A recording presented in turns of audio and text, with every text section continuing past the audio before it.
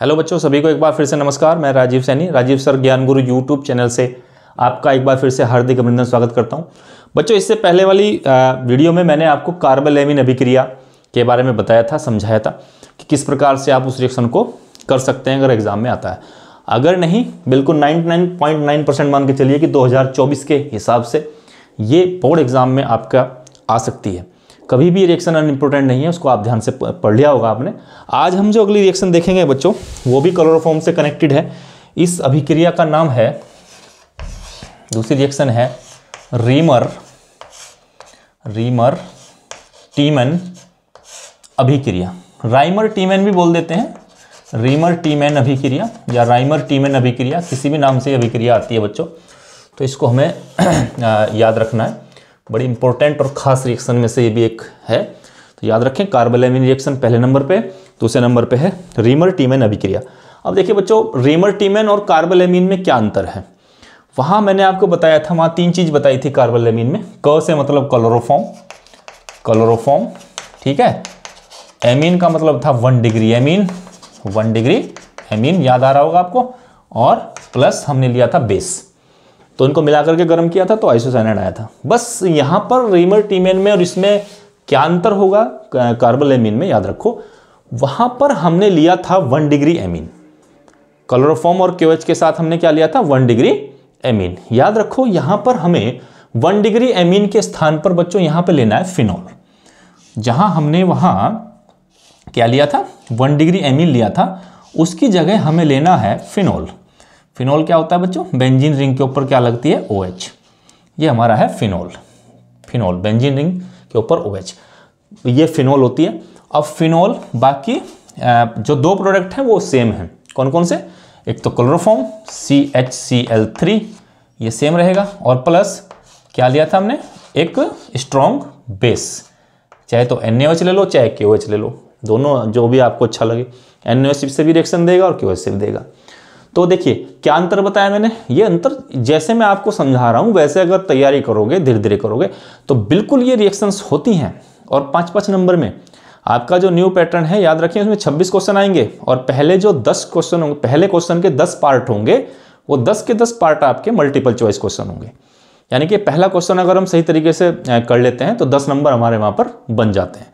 तो याद रखिए, तो इसलिए याद करने के जैसे मैं आपको तरीके समझा रहा हूँ, इनको आप ध्यान से समझिए। चूँकि फरवरी में आपका एग्ज़ाम भी है, उससे पहले इसको आप ढंग से कर लेंगे रिवाइज। चाहे वो किसी भी बोर्ड का बच्चा है, अधिकतर एग्ज़ाम हमारे इस बार फरवरी में है, कुछ जगह हो सकता है मार्च में हो, लेकिन ये हर बोर्ड के लिए बिल्कुल इंपॉर्टेंट है। तो देखिए कार्बालैमिन में क्या बताया था, कार्बालैमिन और इसमें अंतर क्या है। वहाँ पर हमें एमीन लेना था कार्बालैमिन में, और यहाँ पर हमें एमीन के स्थान पर क्या लेना है, फिनॉल लेना है। इसका नाम है फिनॉल, इसका नाम है फिनॉल। तो ये अंतर रखिए याद, फिनॉल लेना है, वहाँ पर हमें लेना था 1 डिग्री एमीन। तो और एक बात मैंने आपको और बताई थी कि 1 डिग्री एमीन ही देती हैं उस कार्बालैमिन की क्रिया को। तो दूसरा प्रोडक्ट, दूसरा जो आपका रिएक्टेंट है वो सेम है, कौन है, क्लोरोफॉर्म, वो वहाँ भी था। और तीसरा भी आपका जो हमने लिया स्ट्रॉन्ग बेस, वो वहाँ भी था और यहाँ भी है। तो इसको हम एज इट इज रखेंगे। तो देखिए अब होता क्या है, करना कैसे है काम। तो यहाँ भी वही प्रक्रिया देखने को मिल रही है। देखिए Cl कितनी बार है बच्चों, 3 बार है।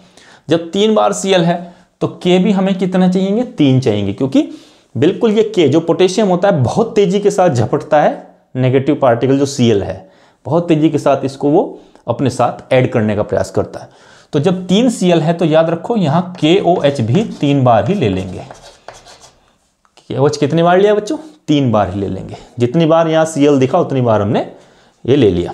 तो बिल्कुल पहले की तरह ही ये Cl और ये 3 हमारे पोटेशियम। तो देखिए 3 पोटेशियम हो गए तो 3 K और Cl, तो 3 KCl हो गए, 3 KCl। अब देखिए ये जो फिनॉल होता है या बेंजीन की रिंग जो होती है, बेंजीन की रिंग के साथ हर जो एक आपका जो कोना दिखता है, आपको पता होना चाहिए, कक्षा 11 में भी आपको पढ़ाया जाता है, कक्षा 12 में पढ़ाया जाता है कि यहाँ पर ऑलरेडी ही क्या होता है, हाइड्रोजन होता है। एक कार्बन होता है, एक हाइड्रोजन होता है। ये जो है ये ऑर्थो पोजीशन, यहाँ भी कार्बन है, हाइड्रोजन है। इसके बाद मेटा पोजीशन कार्बन, ऐसे ही हर एक जो कोना है आपका, वहाँ पर एक कार्बन और एक हाइड्रोजन, तो यहाँ भी हाइड्रोजन होगा। तो अब क्या होता है बच्चों, देखिए एक हाइड्रोजन तो ये हमारे पास रिंग के पास है, दूसरा हाइड्रोजन आप यहाँ देखते हैं, ये देखिए 1 और 1 2, तो कितनी बार हाइड्रोजन आई? 2 बार हाइड्रोजन आई। तो 2 हाइड्रोजन का मतलब है, अगर 2 हाइड्रोजन हमें मिल जाती है तो इसका मतलब दो अणु पानी के बन सकते हैं। अगर 2 हाइड्रोजन आती है तो 2 पानी के अणु बन सकते हैं, क्योंकि हाइड्रोजन ऑक्सीजन के साथ क्रिया करके पानी बना लेते हैं। तो देखिए H, तो ये हो गए हमारे कितने? 2, और 2 बार ही हमें क्या लेना है? जल लेना है। तो जल एक जल यहाँ से आएगा, एक दूसरा जल यहाँ से आएगा, तो ये दोनों भी हमें इसमें ऐड करने पड़ेंगे। देखिए एक जल इसके पास है, एक जल इसके पास है, तो ये दोनों हाइड्रोजन भी हमें ऐड करने पड़ेंगे। तो 2 हाइड्रोजन तो यहाँ से हो गए, 2 हाइड्रोजन ये हो गए, तो 2 हाइड्रोजन यहाँ हो गए, तो यहाँ हम लिख देंगे H2, तो 2H2, और 2 O लेने थे, एक O ये लिया, एक ये लिया, तो 2H2O। तो हमारा जो देखिए ये हाइड्रोजन 2 हाइड्रोजन, और 2 ऑक्सीजन हमें लेने पड़े, तो OH से 2 ऑक्सीजन जाएंगे, तो इसलिए ये हाइड्रोजन भी हमें इसके साथ काउंट करके 4 हाइड्रोजन हो जाती हैं। 2 दूनी 4, और ऑक्सीजन को कितने से मल्टीप्लाई किया जाएगा? 2 से, क्योंकि ये मल्टीप्लाई यहाँ भी होती है, ये मल्टीप्लाई वहाँ भी होती है, दोनों अणुओं में होती है, दोनों परमाणुओं में होती है। तो 2 दूनी 4 और 2 से 2, ये पता है आपको। तो देखिए यहाँ तक के हमारे ये ऐड हो जाते हैं। देखिए क्या हुआ, यहाँ से H चली गई, ये H चली गई, यहाँ से OH चला गया, यहाँ से OH चला गया, बन गया 2H2O। अब बच्चों देखिए बड़ा सिंपल है, प्लस बचा क्या? इस रिंग पे ध्यान दीजिए, जो फिनोल का रिंग है, इस पे ध्यान दीजिए। तो फिनोल का रिंग जो है हम बनाते हैं किस प्रकार से? फिनोल का रिंग, देखिए फिनोल का रिंग कोई परिवर्तन नहीं आया, OH जो का त्यों है, तो OH हम जो का त्यों ही रखेंगे। अब देखिए यहाँ से हाइड्रोजन चला गया, यहाँ से क्या चला गया? यहाँ से हाइड्रोजन चला गया, पानी बना। तो हाइड्रोजन जब चला गया तो यहाँ से एक जगह खाली हो जाती है, एक बॉन्ड के साथ जगह खाली हो जाती है। किसकी? यहाँ पर एक बॉन्ड खाली हो जाता है, और खाली हो जाता है तो देखिए यहाँ पर क्या है? इसके बाद ये देखिए क्या है, ये यहाँ पर बचा हमारे पास कौन? C। इसमें से क्या बचा? H तो चला गया पानी के साथ, Cl भी चला गया, केवल C बचता है, कार्बन। और यहाँ क्या बचा? यहाँ तक का तो चला गया, ये क्या बचा? नीचे वाला बचा O और H, ये बचा हुआ है अभी O और H, क्योंकि 2 O हमने यूज कर लिए थे पानी के साथ। OH यहाँ बच रहा है बच्चों, और यहाँ क्या बच रहा है? C। तो ये चीज़ें यहाँ पर बची हुई हैं। तो देखिए इसको अगर हम सही तरीके से देखें तो C और ये क्या है? OH, तो CHO। तो जो बॉन्ड यहाँ से हाइड्रोजन का ये वाला खाली हुआ था, इस जगह पर हम लगा देंगे CHO, ये C बचा हुआ, और यहाँ से OH, तो सबको जोड़ दोगे तो बचा क्या? CHO।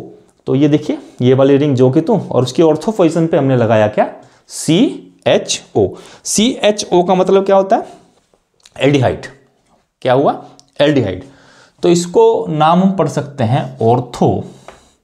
O का मतलब होता है ऑर्थो सैलिसैल्डिहाइड, ऑर्थोसैलिसैल्डिहाइड, ये नाम हो जाता है।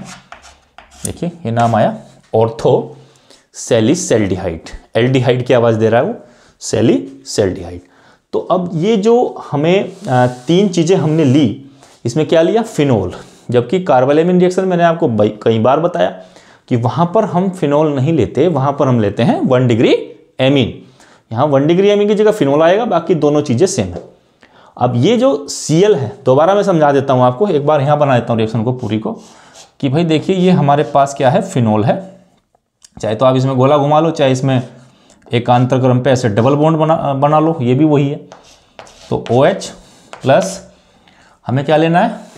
ये वाले हमारे जो रिएक्टेंट सेम रहेंगे, क्लोरोफॉर्म और क्या है? बेस। KOH लिया, स्ट्रॉन्ग बेस। अब देखिए 3 बार Cl आया, तो हमें कैसे पता चला कि 3 बार KOH 3 बार आएगा? तो इसलिए क्योंकि 3 Cl है तो यहाँ भी 3 बार ही हमें K रखना पड़ेगा। तो इसको लिया हमने KOH। आप इसको यहाँ 3KOH डायरेक्टली भी कर सकते हैं, 3KOH। तो 3KOH आप डायरेक्टली करेंगे तो भी आपकी रिएक्शन सही है, लेकिन समझाने के लिए हमने आपको KOH 3 बार बताया। तो देखिए क्या करना है, फिर से देखिए ये 3 Cl हैं और ये 3 K हैं, तो क्या बना देते हैं बच्चों? 3 K और 3 Cl। देखिए ऊपर भी बताया मैंने 3KCl, 3K और 3Cl, ये बन गए। अब देखिए मैंने क्या बताया आपको कि जो ये हमारी बेंजीन होती है, बेंजीन की रिंग होती है, इसके प्रत्येक कॉर्नर पे, चाहे कोई सा भी कॉर्नर आप ले लो, ये जो कोने बने हुए हैं, इस प्रत्येक कॉर्नर पे बच्चों एक कार्बन एक हाइड्रोजन होता है, एक कार्बन होता है और एक क्या होता है, हाइड्रोजन होता है, ऑलरेडी होता है वो, कैकुलेज ने जो स्ट्रक्चर बताया था। तो यहाँ हाइड्रोजन होता है, ये हाइड्रोजन हमने यहाँ बाहर दिखाया। तो देखिए मैंने आपको क्या बताया था इसके बाद कि ये एक हाइड्रोजन, तो ये यहाँ से बाहर हुई एक हाइड्रोजन। देखो क्लोरोफॉर्म में भी हाइड्रोजन है, CHCl3 होता है, तो ये एक हाइड्रोजन ये होगी। कितने हाइड्रोजन होगी, 2 हाइड्रोजन होगी। अब 2 हाइड्रोजन अगर हमारे पास हैं तो वो पानी यानी कि जल का निर्माण कर सकती है ऑक्सीजन के, अगर उसे कहीं से परमाणु मिले। तो 2 हाइड्रोजन को अगर 2 जल के अणु करने हैं तो उसे ऑक्सीजन की जरूरत पड़ेगी 2 की। तो 2 ऑक्सीजन देखिए यहाँ से ऑक्सीजन लेगा, ये O है, ये O है, तो ये 2O, तो 2O जब जुड़ेंगे तो ये OH पूरा ही जुड़ेगा। तो देखिए एक H 2H 3 और 1 4, H कितने हो गए 4, तो 4H हो गए, तो उसको लिख सकते हो 2H2, 2 दूनी 4, और O कितने लेने थे 2, तो 1 और 1 2O ये हो गए, तो क्या हो गया 2H2O प्लस। अब हमारे पास हमें देखना है बचा क्या, तो इसमें OH में तो कोई परिवर्तन आया नहीं फिनॉल के, इसको हम जो का त्यों रखेंगे। फिनॉल की रिंग में कोई परिवर्तन नहीं आया बच्चों, तो इसको हमें एज इट इज रखना है। चाहे तो ऐसे बना लो, मैंने बताया था, चाहे आप इसको बॉन्ड से बना लो, आपकी इच्छा है। ये OH। अब देखिए जब यहाँ से हाइड्रोजन बाहर चली गई बच्चों, तो यहाँ कोई भी अगर ये परमाणु बाहर गया तो उसका बॉन्ड यहाँ से ब्रेक हुआ है, बॉन्ड यहाँ से टूटा है, और जब यहाँ से बॉन्ड टूटा तो इसका मतलब एक बॉन्ड यहाँ पर क्या हो गया, खाली हो गया है। तो खाली हो गया तो कोई ना कोई जो बचे हुए पदार्थ हैं वो यहाँ के जुड़ जाएंगे। तो देखिए यहाँ सिंगल बॉन्ड, ये ऑर्थो पोजिशन है, आपको पता होना चाहिए, ये ऑर्थो, ये मेटा और ये पैरा पोजिशन होती है। तो ये यहाँ बॉन्ड खाली है, तो देखिए बचता क्या है, यहाँ क्या बचा C, यहाँ C बच गया, और यहाँ क्या बचा ये O और H, नीचे वाला OH अभी नहीं यूज हुआ कहीं भी, तो इसको लिख सकते हैं क्या CHO, और इसका नाम मैंने आपको ऊपर की तरफ बताया, इसका नाम होता है ऑर्थोसैलिसैल्डिहाइड। एल्डिहाइड OH के साथ CHO जब लगता है तो उसको सैलिसैल्डिहाइड पढ़ते हैं, इसका नाम होता है ऑर्थोसैलिसैल्डिहाइड। इस प्रकार से ये रिएक्शन होती है राइमर टीमैन अभिक्रिया। इस प्रकार से अगर आप इसको तैयारी करके पढ़ोगे, निश्चित रूप से अगर पेपर में आती है तो 100% आप इसको करके आएंगे। तो मुझे उम्मीद है ये आपको समझ में आई होगी, इसको नोट कर लेंगे। नहीं समझ में आई तो एक बार वीडियो को दोबारा देखें, बिल्कुल समझ में आएगा। नहीं आता तो मुझे कमेंट्स में पूछ सकते हैं, फिर से समझाऊंगा, लेकिन ऐसी रिएक्शंस को आपको पेपर में छोड़ के नहीं आना है बच्चों। अगर ऐसी रिएक्शन भी छोड़ के आप आएंगे पेपर में तो फिर आपके 90+ मार्क्स नहीं आ सकते हैं। तो तैयारी तो आपको करनी पड़ेगी। चलिए, तो ये एक बेहतरीन तरीके से आप इसको देख सकते हैं। एक रिएक्शन मैं आपको क्लोरोफॉर्म से और इसी वीडियो में बताता हूँ जल्दी से। वो क्या है, वो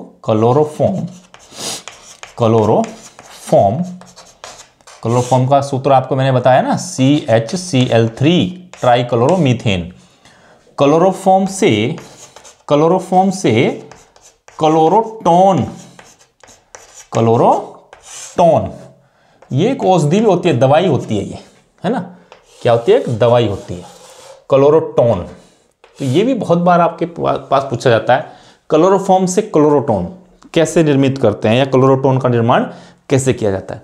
तो क्लोरोफॉर्म की क्रिया यदि हम किससे करें, कीटोन से करें, कीटोन मतलब एसीटोन से करें, तो एसीटोन और क्लोरोफॉर्म को अगर हम रिएक्शन कराएंगे तो वहां पर एक एडिशनल रिएक्शन होती है बच्चों, योगात्मक अभिक्रिया होती है, और उस योगात्मक अभिक्रिया के द्वारा क्लोरोटोन का निर्माण होता है। देखिए कैसे, हमें लेना है एसीटोन, तो एसीटोन लेंगे, ये होगा CH3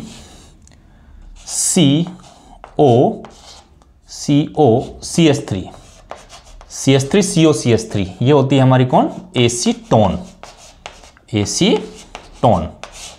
तो ये बहुत सिंपल रिएक्शन है। एसीटोन की क्रिया हमें किससे करानी है बच्चों, क्लोरोफॉर्म से। तो क्लोरोफॉर्म का फार्मूला क्या है, फार्मूला तो पता रखना पड़ेगा, CHCl3 ट्राइक्लोरोमीथेन। बहुत सी बार बच्चे उलझ जाते हैं और CH3Cl लिख देते हैं, CH3Cl नहीं होगा, CH3Cl जो होगा वो मिथाइल क्लोराइड हो जाएगा, मिथाइल क्लोराइड मोनोहेलोएल्केन हो जाएगा, जबकि जो क्लोरोफॉर्म होता है वो ट्राईहेलोएल्केन होता है। याद रखना, हेलोजन का ट्राई व्युत्पन्न, ट्राईहेलोएल्केन। तो ट्राईहेलो का मतलब, हेलो का मतलब क्या होता है, हेलोजन, 3 हेलोजन है उसमें, अगर 3 बार हेलोजन आते हैं, Cl के परमाणु 3 बार आते हैं, तो वो क्लोरोफॉर्म है। तो CaCl3। अब इसको जब हम रिएक्शन कराएंगे तो क्या करना है, कुछ नहीं करना, बहुत आसान सा काम करना है। यहां पर जो CHCl3 क्लोरोफॉर्म है, इसका जो हाइड्रोजन है, ये हाइड्रोजन यहां से टूटेगा और यहां पर आकर के प्रवेश करेगा। क्या करना है, क्या बताया, क्लोरोफॉर्म में से हाइड्रोजन यहां से टूटता है और वो यहां आकर के क्या करता है, वो जुड़ता है। योगात्मक क्रिया होती है, एडिशनल रिएक्शन होती है। तो इसको यहां से निकालना है और यहां जोड़ना है। जब कोई चीज यहां से आके यहां जुड़ेगी तो डबल बॉन्ड है, डबल बॉन्ड है। तो क्या होगा, अगर एक परमाणु यहां और जोड़ना है तो डबल बॉन्ड टूटेगा, टूटने से एक बॉन्ड कम होगा, जब आकर के दूसरा परमाणु जुड़ेगा वैलेंसी के साथ हिसाब से। तो चलिए देखिए क्या होगा, CH3 यहां तो कोई परिवर्तन हुआ ही नहीं। अब चलिए कौन है, C का मतलब कार्बन।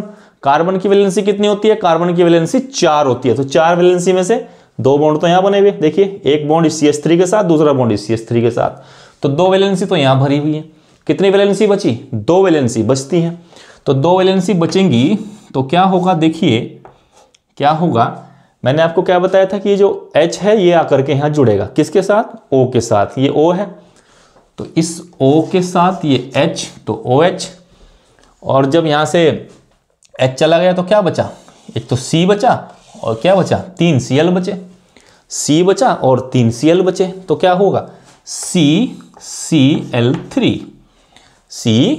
तो कार्बन की जो दूसरी वैलेंसी उस पर जोड़ देंगे हम, जो बचा हुआ है CCl3। इस H को निकाला, O के साथ जोड़ दिया OH, और इसके साथ क्या बचा, फिर C बचा और Cl3 बचा, वो दूसरी वैलेंसी के साथ ऐड कर देंगे। जब ऐसी संरचना आपके पास आ जाती है तो इसी का नाम है बच्चों क्लोरोटोन। क्लोरोटोन, इसी को बोलते हैं क्लोरोटोन। ये एसीटोन है, ये हमारा क्लोरोफॉर्म है, क्लोरोफॉर्म है ना, क्लोरोफॉर्म। और वो क्या हुआ, क्लोरोटोन। तो क्लोरोफॉर्म से क्लोरोटोन, देख कितना आसान है, बहुत आसान है। बहुत बार एग्जाम में आता है आपके यहाँ कि क्लोरोफॉर्म से क्लोरोटोन कैसे बनाएंगे। तो याद रखिए, एसीटोन की क्रिया क्लोरोफॉर्म के साथ, और क्लोरोफॉर्म के साथ करेंगे तो यहाँ से H निकालना है, कहाँ डालना है, इसमें डालना है, O के साथ। O के साथ डाल लेंगे तो बॉन्ड टूटेगा, देखिए ये है ना। तो OH, O और H जुड़ेगा OH, और जो बची हुई एक वैलेंसी होगी उसमें आ जाएगा CCl3, जो बचा हुआ हो यहाँ जोड़ देंगे। तो इस स्ट्रक्चर का नाम होता है क्लोरोटोन। और ये एक बेहोशी कारक औषधि होती है, निंद्राकारी पदार्थ होता है।